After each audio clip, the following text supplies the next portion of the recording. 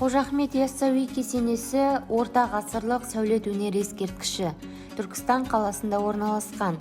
1396-1399 жылдары Әмір Темірдің бұйрығымен Қожа Ахмет Яссауи қабірінің басына тұрғызылған.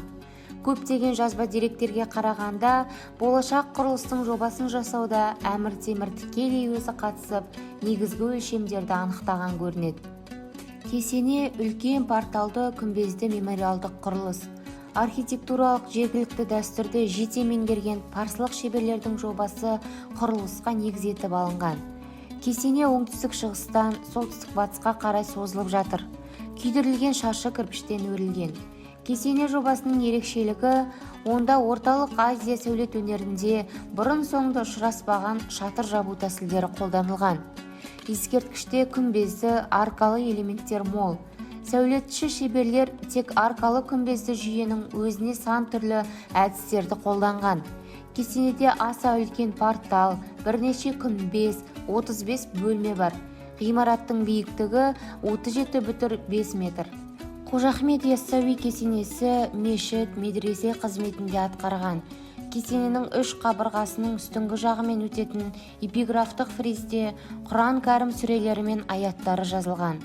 Жазулар көгілдір қышпен өрнектелген. Жазулардан Алла, Мұхаммед, о жарылқаушы, билік Аллада, Алла менің әміршім, хижраның 800 жылы деген сөздерді оқуға болады. Бүкіл құрылыстың мағыналық кіндігі қабірхана ортасында Қожа Ахмет Яссауиге құлпытас қойылған. Кесене мешітінің 16 терезесі, қос қабат күмбезі бар. Кесененің оңтүстік батыс жағындағы Аллаға құлшылық етуге арналған жер асты ғибадатханалары Яссауидің тірі кезінде жасалып, кейін қайта жаңғыртылған. 16 ғасырдан кесенеде және оның төңірегінде қазақ халқының атақты адамдары жерлене бастады. 19 ғасырдың алғашқы ширегінде Қоқан билеушілері кесенеге жөндеу жұмыстарын жүргізіп, оның төңірегіне қамал бекіністер салуды қолға алды. 19 ғасырдың соңына қарай Қожа Ахмет Яссауи кесенесі тарихи мәдени мұра ретінде ғылыми тұрғыдан зерттеле бастады. 1978 жылы қыркүйекте Қожа Ахмет Яссауи республикалық мұражайы ашылды.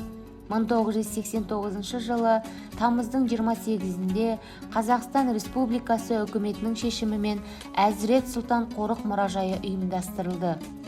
Түркия елімен арадағы келісім бойынша жүргізілген ғимаратты қалпына келтіру жұмыстары 2000 жылы аяқталды.